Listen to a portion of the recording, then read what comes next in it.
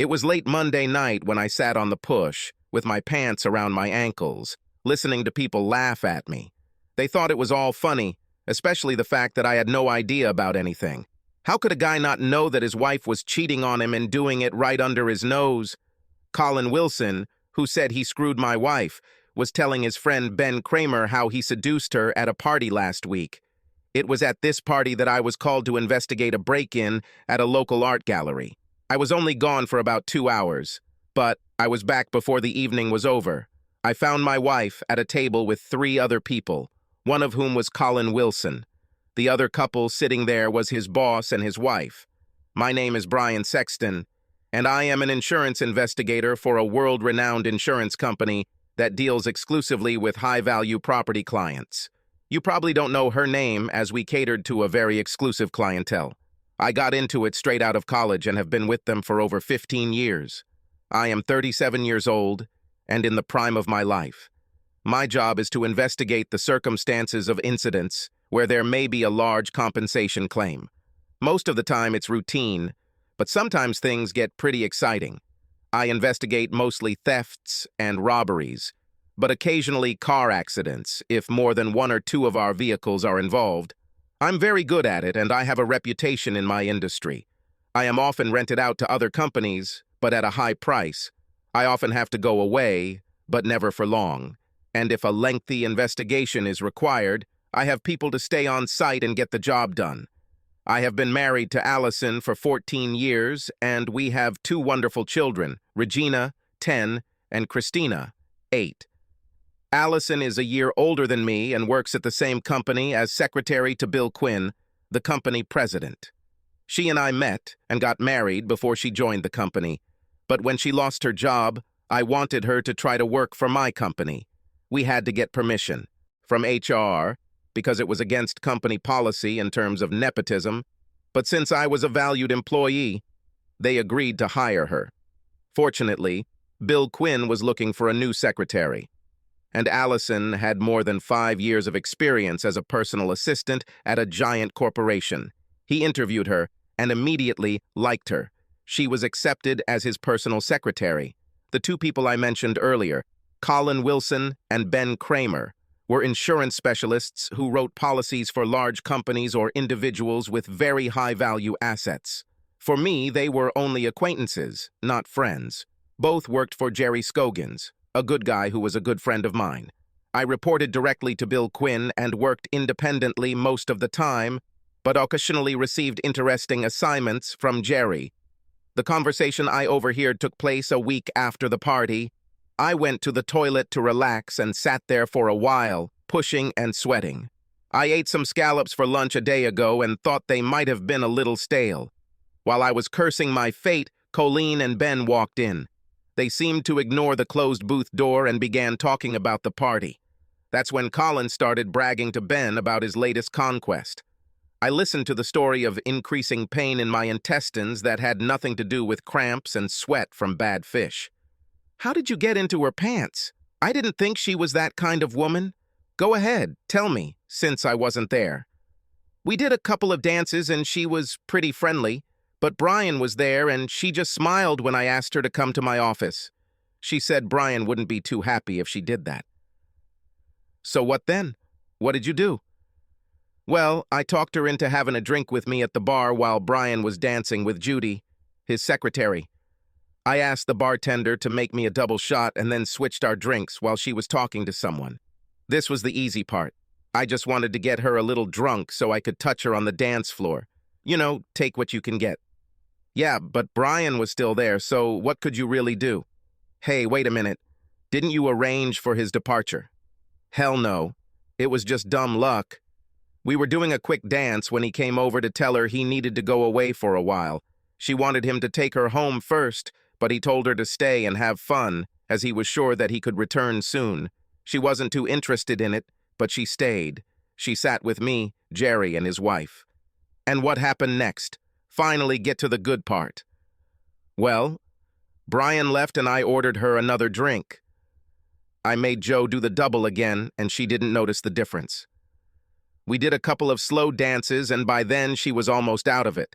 She hung on me while I grabbed her ass, and a couple of times she pressed herself against my tool and giggled. I figured 1 or 2 more drinks would be it.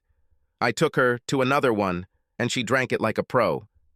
I can see exactly how this is happening. Well, yes, another double, and she felt dizzy. I invited her to go outside to get some air, and she readily agreed. I took her to my car, and we sat in the back seat. She was almost gone, so I slid my hand under her skirt. In general, she isn't against it. She begged me to give away everything I had. I gave it to her and she liked it. It was delicious. I can't believe Allison did this. She never seemed capable of cheating on her husband or giving in to someone like you. Are you sure this really happened? I'm not feeding you crap. I have a date with her next Saturday when she usually goes to get her hair done. She said she would meet me and that I would book a hotel room. I'm going to have sex with her all day, you'll see. Well, I envy you, dude. Allison is one hot ass. I always wondered what Brian did to deserve her. Maybe you can set me up with her when you get tired of her. Maybe we'll see. For now, don't even think about this conversation. I don't want anything to go wrong. Fine? No problem. They both came out of the toilet while I sat there trying to keep my stomach from coming out through my mouth. I couldn't believe what I just heard. Could this really be happening? I began to remember that evening. It was almost 11 when I returned to the party and Allison was sitting with Colin, Julie, and Jerry Scogans. Allison didn't seem to be drunk when I sat down and was talking to Julie about the kids. Colin spoke to me, but didn't stay more than a few minutes before leaving. I noticed Allison say something to him, but I didn't think anything of it. The only thing that was strange that evening was that when we got home, Allison wanted to make love. It wasn't that unusual, but she usually didn't want to do it this late. She was especially hot that night. Guilt? Repentance? Maybe. A week passed after the party, and I didn't see any difference in Allison or her behavior. She never brought up the fact that I left during the party or what she did when I was not there. I asked her, and she said that she danced with Colin and Jerry, but mostly just watched. She and Julie talked about school and the play the kids were in, and that was it, she said. She would have preferred to come home when I left, she said. I decided to watch her more carefully. Hey, baby, do you have any plans for this Saturday? I was going to play golf, if that's okay. I looked at her face for her reaction. This Saturday, right after lunch, I'll get my hair done. This will take me at least an hour or an hour and a half. Where will you go to play golf? So was she going to get her hair done? How does Colleen know about this if she didn't tell him? I didn't even know this. It seemed like everything was too real. I think of the country club. I'll see if Ben Kramer can join me. I think he and Jerry are dicks, don't they? I have no idea. I know Jerry does, but I don't know Ben or his wife very well, so I don't know. Me too. Hey, what about Colin Wilson? You talked to him at the party, didn't you? He might as well go too. Allison turned and looked at me strangely. She paused before answering. Why do you want to go with him? He, excuse the expression, is an asshole. I had to dance with him a couple of times at a party, but he really creeped me out. He is still a fruit. Now I was wondering, is she trying to talk me out of asking him if he would go with me? Or is she trying to convince me that she doesn't like him? Either way, it was very unusual for her to talk about someone else like that. Oh, I don't know much about him, but he's Ben's friend, and they seem to share everything. Maybe this is a bad idea. I'll just call Phil and Charlie. They always want me to join them. That sounds like a better plan. Stay away from Colin. You shouldn't mess with him. Okay, he's not on my list anymore. So you don't mind golf? I don't mind, because I'll still be absent. Why don't we have dinner at the Cypress Inn restaurant later? I'll have a nice haircut and you'll relax after playing golf. You can take me out and be proud of me. I can give Chrissy and Jean to my parents. I agreed and we planned to meet at home at 5:30 on Saturday to get ready. If I had been careful, I could have gotten all the information I needed to divorce her ass that day. It would be very nice to tell her everything over dinner in one of the most beautiful places in the city. The next day at work, I went down to the control room to get some things I needed to stalk my wife and her lover. I decided to take one of the company's surveillance vans. I could leave it in the company parking lot until Saturday morning when I went golfing. I grabbed 2 small transmitters to put in her purse and car, and one of the small GPS units I could install in her car. This will tell me exactly where she was at every moment. The van was also video-capable, but I couldn't decide what to do with it. Since Colin said they were going to a motel, there's no way I could film. Maybe I could put the camera in her jacket, but only if I knew for sure that she was going to wear it. I could try, but I wasn't sure. When she goes somewhere, I can follow her through the GPS unit. The surveillance van can tap into his signal so I can monitor her location on the van's grid. It was programmed with local street maps, so I could locate the actual address within 30 meters. The audio transmitters picked up any voices and I could record them in the van. This can all be done automatically, so I don't even have to be in the van. All I have to do is leave it a mile from where she was. Not weak. I planned to spend the rest of the week just observing. I was very good at this, as this was what I did for a living. I looked at Ben and Colin, but didn't see anything unusual. I usually visited my loving wife at least once a day, but now I visit a little more often. I still hadn't seen anything to make me suspicious, but I decided to try to see what I could get from Ben. He was working on policies for a large factory complex, and I used to spend some time just looking at the site and putting together contingency plans for a possible disaster. This was called risk analysis, and was part of any risk insurance process. That Tuesday I stopped at his desk across from Colleen. He was working on his project. "Hello, Ben. Today I'd like to take a look at the Baxter plant plan. Do you have time to take me?" He looked up with a distracted expression on his face until he realized what I was talking about, and then he simply shrugged. "Of course, I can go anytime. I still need to go back there to take some pictures. When do you want to go? How about an hour or so? Great. I'll stop along the way and pick you up at your desk." Afterwards, I said a few more words, and as I turned the corner, I looked back just in time to see a grin between Ben and Colin. They looked at me the whole time until I left their sight. Interesting? Assholes. I decided I was going to make Ben pay. He wasn't guilty of anything other than colluding with Colin and making rude remarks about my wife, but he knew about the plan and decided to watch Colin scam me. So he was just as guilty as far as I was concerned. Ben pulled up next to me about an hour later as planned, and we left in my SUV. I inserted one of the small transmitters into the car console. It can capture any conversation in or around the SUV. I wanted to have on record some of what I was going to say to Ben, something that would only be between him and me. As we left the parking lot and began the 25-minute drive to Baxter, I spoke. "So tell me, Ben, did you enjoy last week's party?" "I wasn't there, Brian. I was on a trip, so I missed all the fun." "What was interesting, Ben? How did Colin fuck my wife? Is this what you missed?" Ben was stunned and didn't know what to say. He stuttered and shifted in his chair and actually reached for the door handle until he realized where he was. Finally, he fell and looked at me. "How do you know?" "All I know is what Colin told me. I don't even know if this is true." "Do you think he would lie about something like that? Do you think he made it up?" "I don't think so, no." "But how did you know?" "You weren't even there, from what I heard." "You've been gone for a couple of hours?" "That's when everything happened. Colin said he got her drunk and then took her to his car." "As far as I know, this is not your concern. I just want to know what else Colin told you. Does he have any plans for another meeting?" This was to see if I could trust everything this idiot told me. "He said they were going to do it on Saturday, when she was supposed to get her hair done. This time he was going to rent a room. That's all I know, honestly, Brian." "Well, I want to thank you for being a good friend and telling me this," I said sarcastically. "I know you wouldn't want to be part of something like that." "You were going to tell me anyway, weren't you?" "Yes, sure. I like you and Allison. I wouldn't want something like that to happen to you. Colin is a real jerk. Sorry, you made me think. I feel like a real ass.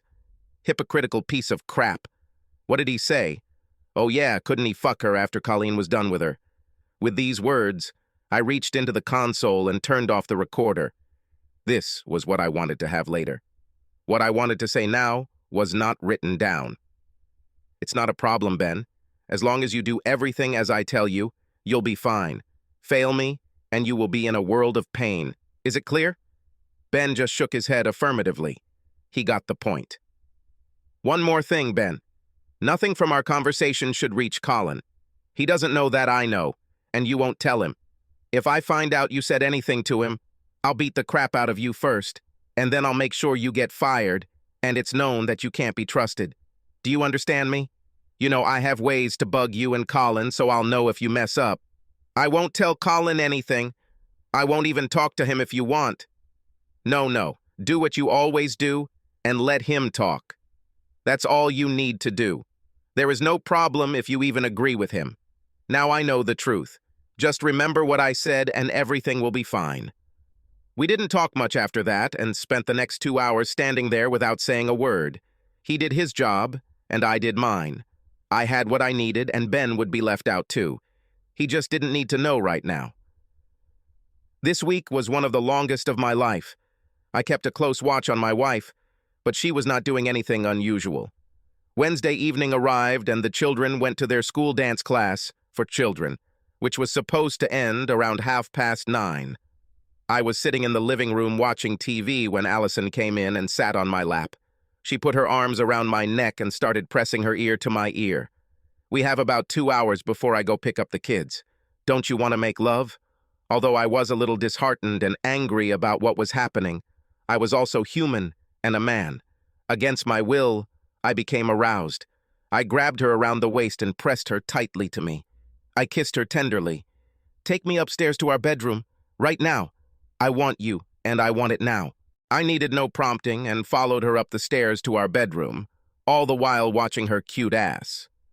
On the way, we started to undress. And then there was mind-blowing sex between us.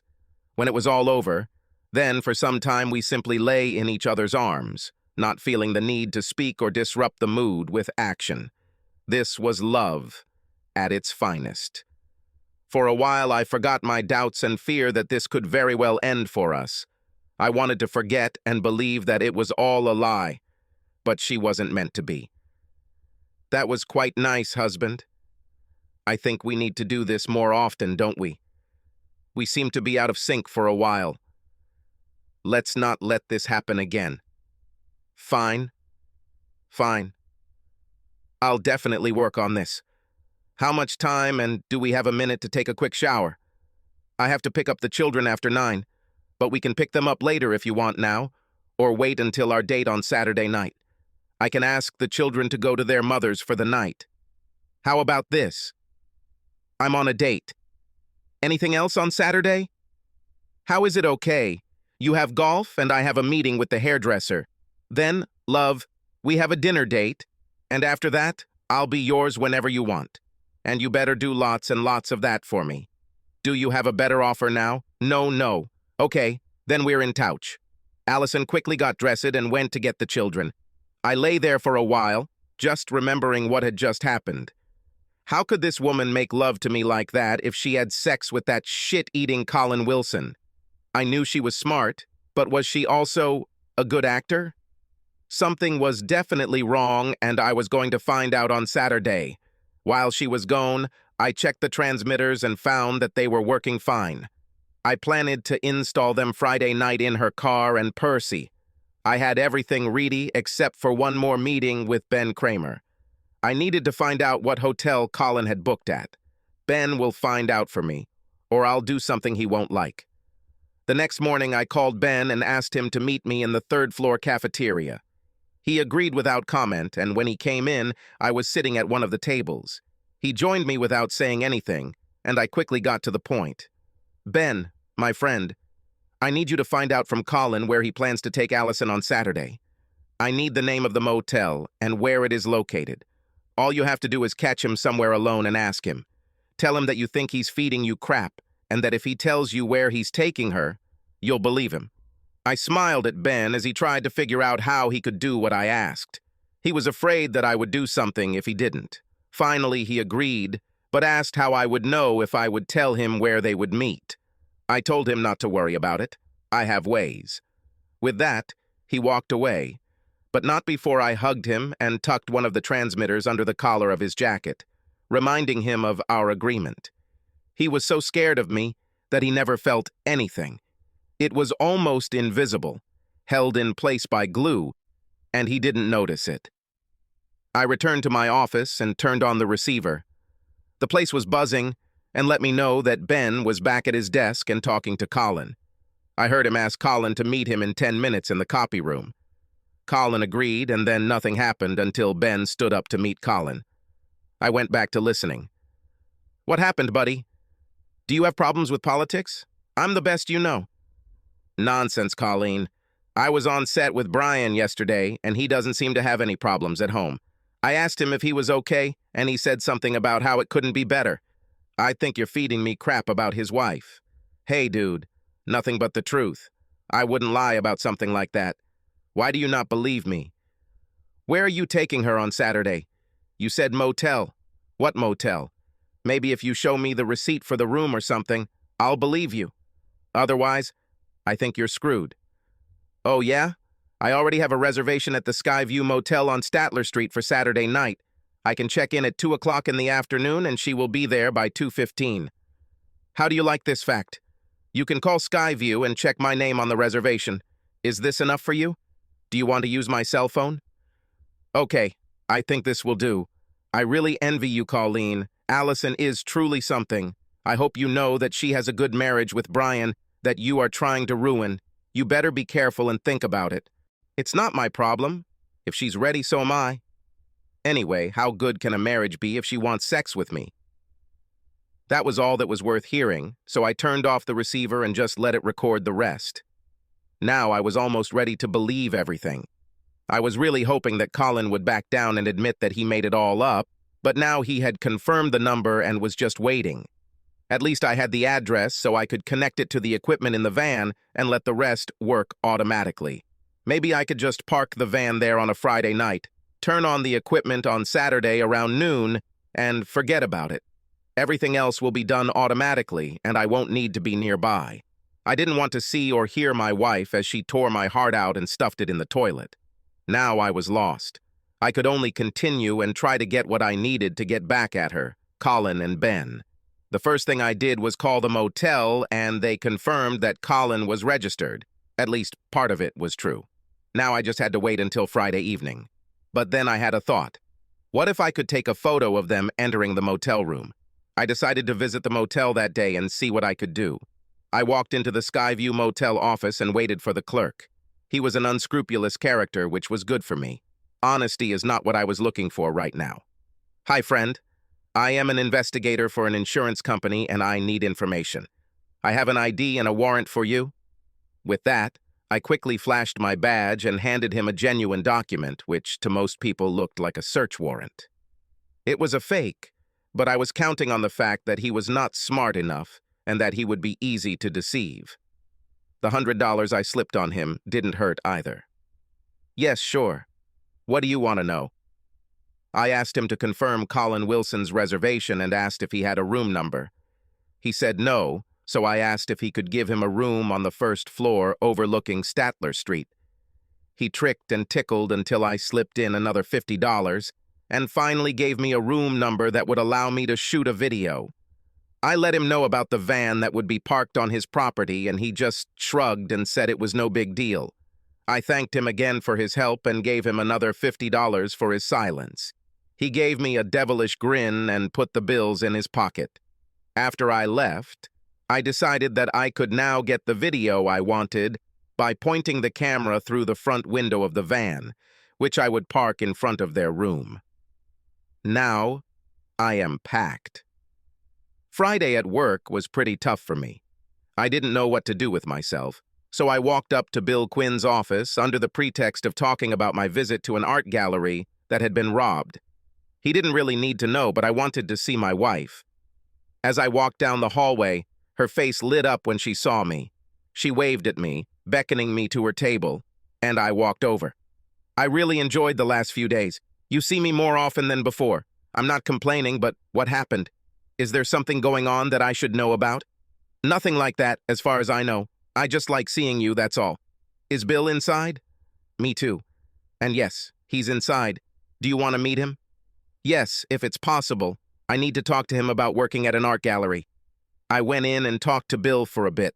Bill was very young to be a president, but I knew that he had made a reputation for himself some time ago. He launched this site as well as most of the other places and put them into operation. I knew he owned a good portion of the company. He had a wonderful wife named Naomi, whom I met several times. She looked like your typical trophy wife, blonde, slim, sexy as hell, and truly gorgeous. She and Allison were about the same age and talked often, and Bill and I were quite close. While I was there, I asked him point blank what he thought of Colin Wilson. At his request, I often spoke about the work of other employees, as he insisted that I take on more responsibility as management, but the issue was mine. Why do you want to know about Colin? Is there something I should know about? I need you to tell me if one of my employees is having problems or causing problems. This is true? Well, I might have big problems with Colin. I don't really like him and Ben. Perhaps I may have more information for you this weekend. If everything works out as I expect, I'd like to be able to call you at home on Sunday if that's okay. Otherwise, I'll wait until Monday. Let's see. Until then, I'd prefer you not tell anyone about this. Fine. No problem. I'll wait. You know I trust your judgment on these things. You have always been fair in your assessments, and I respect that. I would just like you to consider taking the position of vice president that I offered you. As per your request, I still haven't mentioned this to Allison, but she should know about it. In fact, if you don't tell her soon, I will. I'm just waiting for the right time to bring this up. This means a lot of changes for us, so I wanted some time to think about it. I'll be sure to let you know next week. Is it coming? This is cool. So, are you finally going to look into it? I promise I will do it. I've been thinking about this a lot lately, so I need to make a decision soon for my own reasons. I walked out of his office, stopping to say a few words to Allison before heading towards Ben. At his desk, I stopped for a second and said loud enough for Colleen to hear that I thought his assessment of Baxter's performance was correct. I then gave him a thumbs up to let him know that I had heard his conversation with Colin. His eyes opened very wide, but like me, he said nothing. He just nodded. I patted him on the back as I removed the small transmitter. As before, he felt nothing.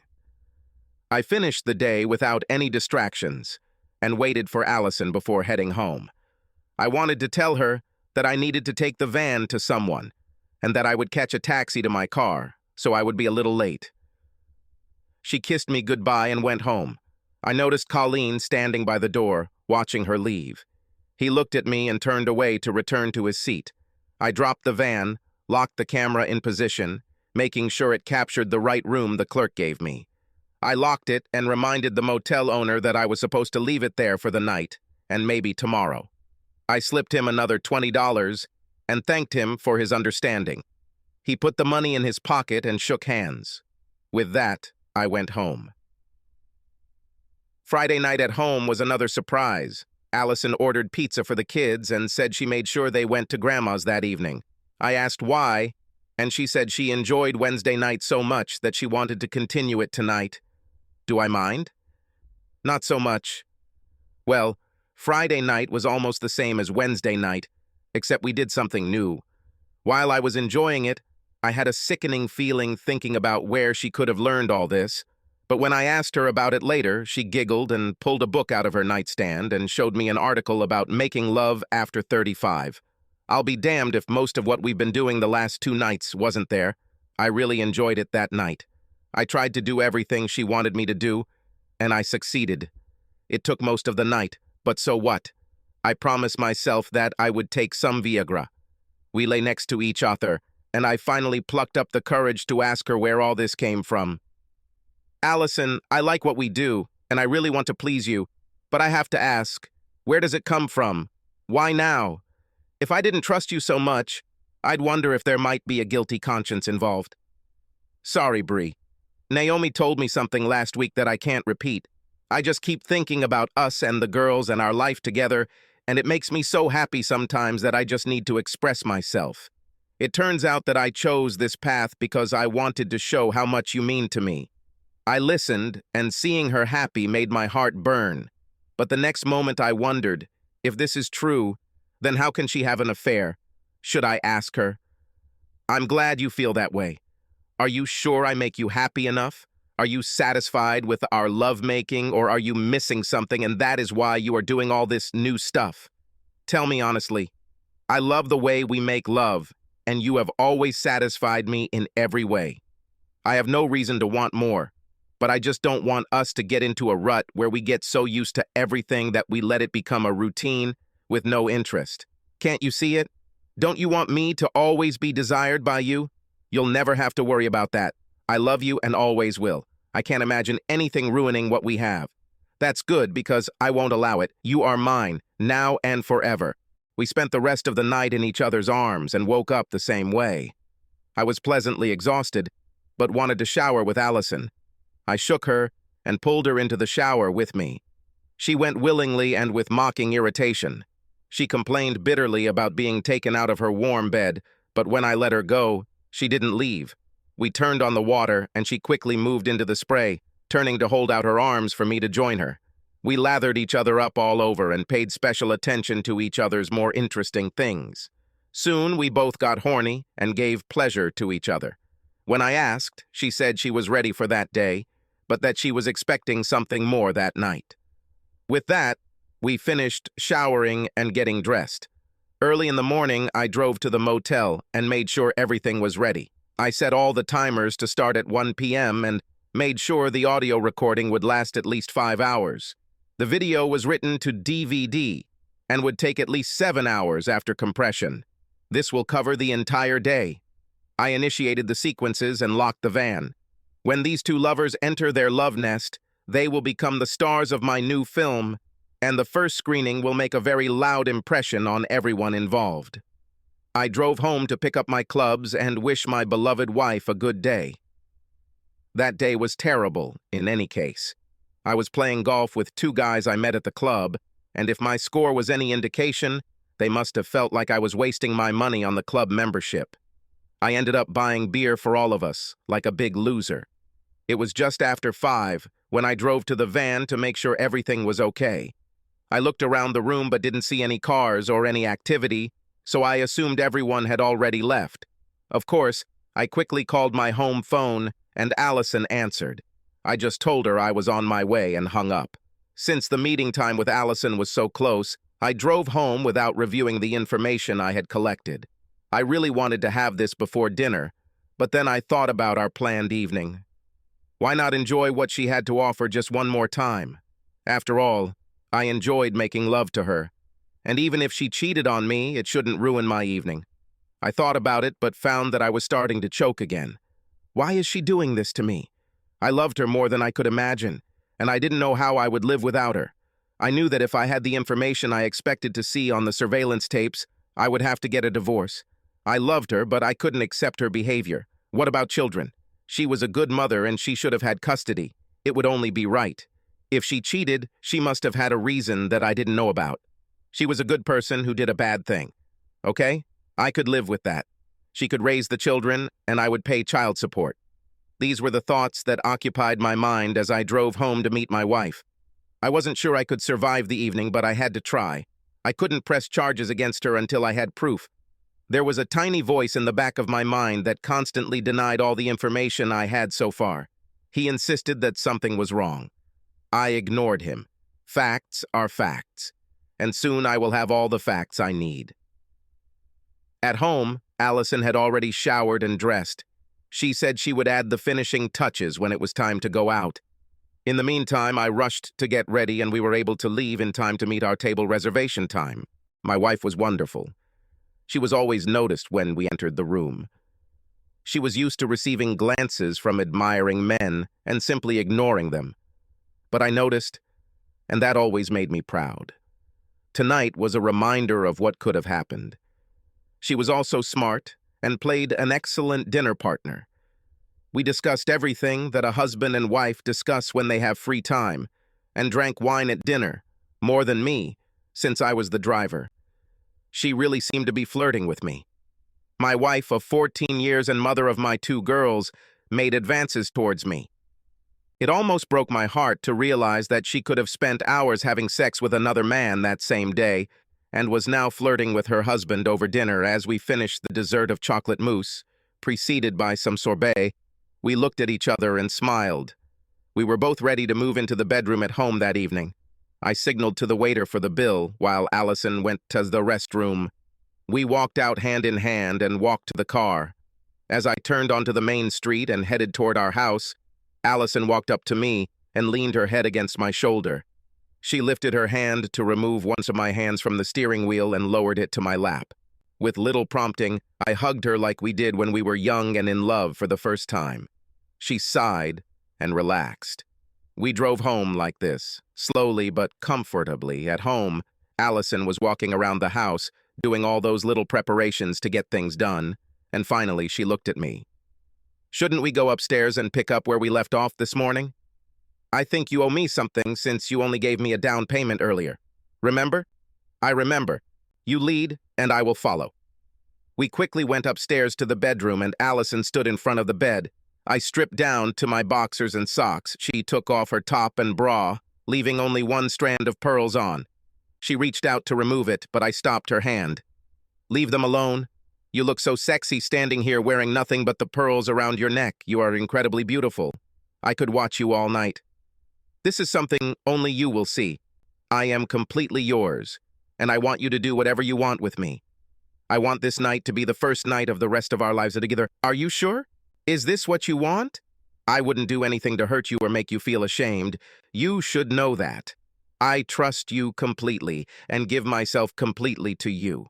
I love you with all my heart." At that moment, I believed her and knew that no matter what I found the next day, I would never give up on her. I would put it off until tomorrow. Tomorrow. Today, I will love this woman with all my heart. That night, we did something I had never done before. We made love in positions I didn't think possible, and she did things to me that I never thought possible. Sometimes she would laugh and quote the page number when I asked her about her fantasy, but it was a magical night. That night, I learned to love talking, giving, and receiving. God, what a night! We fell asleep in each other's arms and woke up late Sunday morning. She didn't want to get up, so I suggested an encore of one of our favorites from the night before. She quickly agreed, and we made love one more time before finally getting up. Sunday meant she had to pick up the girls. I said that I needed to get there quickly to check on the van and that I would be home soon. She said she would probably stay at her mom's for a while before returning. This left me time to get the tapes from the van and see what they contained. I still had to check what I left in her purse and car, but that could be done later. She left, and I drove to the van. I got all the films and prints out with no problem and took the van back to the production facility.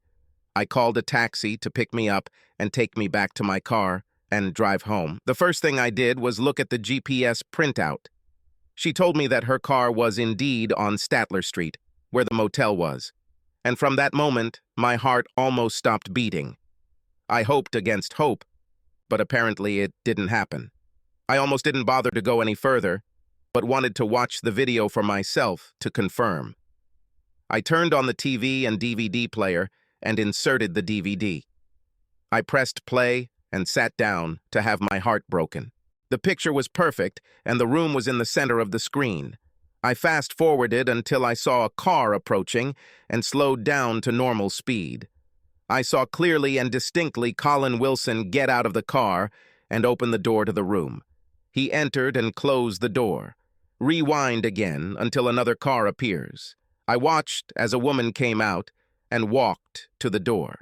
She knocked and Colin opened the door. He smiled and the woman approached him. As she entered the room, she turned to look around and I saw her face. My heart started beating in my chest and my pulse was going through the roof. I paused the video, went back to the beginning, and watched it all the way through before extracting it. "Well, I'll be damned," I said to myself. I had to immediately call Bill Quinn at home. There was one address I wanted to check, so I pulled my wife's address book out of my desk drawer. Sure enough, the address I needed was there, and it was what I thought it might be. I smiled to myself. Now I had all the information I needed to correct the situation. I called Bill at home, and he listened as I told him I needed to talk to him immediately. He told me to come, but I insisted that we meet somewhere else alone, just him and me. He was confused, but finally agreed to meet me at the TGIF restaurant near the office. We met there an hour later. Allison and the girls called and said they were going to dinner at her mom's and would be home later. This gave me the time I needed. I went to TGF and met with Bill. I wanted to talk to him before I showed him the DVD. I brought a portable player with a 9-inch screen and headphones so he could watch it there in privacy. He listened to me, and I could see him getting angrier and angrier. At first he refused to believe me and repeated this over and over again. Allison could never do anything like that. I played the tape of Ben's meeting with Colin and then outlined everything up to this point and made sure that Ben and Colin were completely involved in all of this. Ben was less to blame, but what he hid was the beginning of the end for both of them. When he heard Colleen talking about Allison, his face turned red and he became furious. He personally hired Allison and always treated her with respect, but I calmed him down and told him to watch the DVD before he said more. While he was watching the DVD, I saw his face fall. The pain was obvious, and I looked away to give him some privacy. He watched it all and finally stopped playing. He looked at me, and I waited until he was ready. When he calmed down, I made my only request. I want them both fired for violating the morals clause in their employment contracts, and I want them gone by Monday afternoon. If you agree with this, with all the information I have, you can do whatever you want. I will never mention this again. Bill looked at me in surprise, but began to smile. It was nice to see that smile. I didn't want him to be involved any more than necessary. I give you my word. This will be done first thing Monday, and I will personally escort them from the premises. They are like dead to me. I can also take further action, but it's better that you don't know what it might be. Fair enough. Fair. After that, I gave him a bag with all the surveillance data, with the exception of one small cassette, which I kept for myself. I needed it for my own purposes. My wife is in for a surprise. Bill and I talked for another hour or so and made some additional decisions that we'll take care of later this week. We shook hands as we parted, and Bill spoke to me again before I left. You are a good and decent person, Brian. I appreciate what you did and respect your actions in this matter. Things could have gone very badly if you were hotter. You have my gratitude and my respect. I felt better than I had for a while. I went home to see my family. They had no idea about the coming changes. That evening, everything was fine at home, and I was in a very good mood. Allison wanted to know what happened, but I told her she'd find out at work tomorrow. We were very tired from the night, or nights, before going to bed early just to sleep. Allison wanted me to hug her, and I was very happy to do so. We fell asleep in each other's arms, just like last night. Monday at work was full of activity. Allison called me at 9:30 to find out what had happened. I feigned ignorance and asked for details. She said Bill asked her to invite Ben Kramer and Colin Wilson to his office immediately. She said that they were both there now and that they were all screaming. I said that I was completely confused and asked him to let me know what else happened. She called 20 minutes later and said Bill had asked her to get security to come see him immediately. She covered the phone while talking to someone at her desk and then came back to tell me that Bill had asked security to escort Ben and Colin back to their desks. She quickly hung up and promised to call back. I didn't hear anything from her for the next hour until she finally called to say that both Ben and Colleen had been fired and that Bill wanted her to type up disciplinary letters for both. The reason for dismissal was to be a violation of the morals clause. She was very excited. This was the most unusual thing that had happened in her time as Bill's secretary. She demanded that we go to lunch together and discuss it. I agreed. Over lunch, Allison continued to talk about what had happened that morning. She told me they were both escorted out of the building and warned never to return. She said Bill had been angry and agitated all morning and even yelled at her once before quickly apologizing. Finally, she ran downstairs and asked me what it was. How do I know anything about this? Bill told me to ask you when I asked him. He said, ask Brian. He knows everything about it, and he's the one who opened my eyes to a lot of things. That's what he said, so go ahead and shoot. Before I tell you what happened, I want you to listen to this tape first. I gave her a tape of Ben and Colin talking about the motel. She began to listen with interest, and then I watched as her face turned pale. She looked at me with her eyes wide open and her mouth making an oh surprise shape. She listened to the end and then angrily took off her headphones. It is not true. He's lying. I never went to any motel with him and I never would. You can't believe this recording. Is this what you gave Bill? Does he believe this too? No, he doesn't believe Colin, and neither do I. I have something to explain to you, and I want you to just listen to me the whole time. You will do this. When I said I didn't believe the tape, she relaxed a little but was still angry and a little scared. She just nodded and indicated to begin. I heard Ben and Colleen talking a little over a week ago. Colin told Ben about you and him at the party.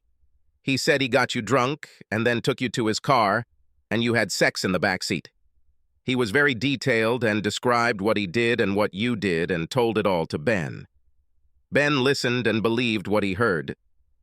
You'll be glad to know that he was so impressed that he wanted Colin to include him in the next meeting. I was confused and tried to figure out how he could tell the truth. I couldn't believe it, but I had to be sure. Allison tried to interrupt me before I could continue, but I just didn't let her say a word. I needed to quickly uncover the truth before it exploded. I told Ben to talk to Colin, and Colin said he booked a motel room on Statler Street for Saturday afternoon when you were supposed to get your hair done. Then I was upset because how could he know about your meeting with the hairdresser if you didn't tell him? Do you remember I mentioned Saturday to you? We made plans for this evening. But he hasn't been there since. I calmed her down with a wave of my hand and trudged on. I decided to be absolutely sure it was really you, so I used one of the company's surveillance vans and set it up to track your car and take video of whoever came into the motel room. I asked the receptionist to give me the room number so that I would know where to record everything and watch it on Sunday. It was after this that I called Bill and gave him everything. Ben and Colleen were fired at my request. Allison listened to me as I told her this story. She was still confused and couldn't believe that I thought she was the one with him at the motel. But I wasn't with him. I styled my hair just like I told you. My salon is on Statler Street, but I didn't know about any motel. You do not believe me? I actually know who he was with because she told me herself. It was... I quickly continued, cutting her off before she could let it out. I had to convince her that I trusted her all along. This is not the truth, but the wisest thing. Yes, I said that I believed you, and I'll tell you why. I received a video of Colin that day, and he was indeed visited by a woman just as he claimed. The woman who visited him in that motel room was Bill's wife, Naomi. I first suspected this after talking to Jerry Scogans a few days ago. Since Colin claimed that he took you to his car that night, I asked Jerry if you were a little drunk, and he just laughed, telling me that you and his wife were drinking Coke that night and were inseparable, and that you even asked her if she would stay with her to dissuade Colin from asking her to dance. He said it was clear you weren't interested in Colleen. When I asked him if Colin ever suggested taking you outside to get some air, he just laughed and didn't say anything. So you really had doubts about me? Did you set this up to spy on me? I'm not sure I like it. Did you really not trust me? Even after Wednesday evening, Friday evening, and again on Saturday? Of course I trusted you, but I couldn't explain Colin's story. Why would he say such things if they are not true? Then it occurred to me that he was trying to distract Ben from who was really with him. If Ben thinks it's you, he won't ask any more questions. I had no idea who it was, so I had to find out the truth. I just wish it wasn't Bill's wife. He was devastated. We talked some more and finally had to return from lunch. Allison accepted my story about trying to find out who Colin was with, and I left her alone. I did have some doubts, and I was ashamed of it, but I didn't regret knowing the truth. We were in a good place now, and I didn't want that to change. Things had calmed down at work that day, but Allison called me and told me Bill wanted her to come talk to him later that day. I said I really didn't know what it was about, and I think she believed me. I didn't hear any more until that evening at home. We ate dinner, the girls were active as usual with phone calls and bathroom appointments and other things only they understood, but they finally curled up and went to bed. We enjoyed the silence for a while until Allison told me what Bill wanted. He told me to think about how lucky I am to have a man like you as a husband. He talked about trust, respect, and love, what it all meant, and what it was like to lose it. Finally, he told me about Naomi and what she had done and asked for my advice. And what did you tell him? Were you able to help him? I couldn't tell him what to do. I just asked him if he really loved her and if he could forgive her. If possible, I convinced him to talk to her and let her explain herself. But I told him that if he couldn't get past this and forgive her, then he should leave her right away. Don't drag your feet and don't let things become bitter. He listened to what I said, so maybe I helped. I'm sure it helped. He didn't mention anything about me? No, nothing more. Is there something else? Well, yes, there is. Bill offered me a position as the corporation's vice president of investigations. I would have complete control of all investigators in all offices around the world, and I would have a choice of where I lived.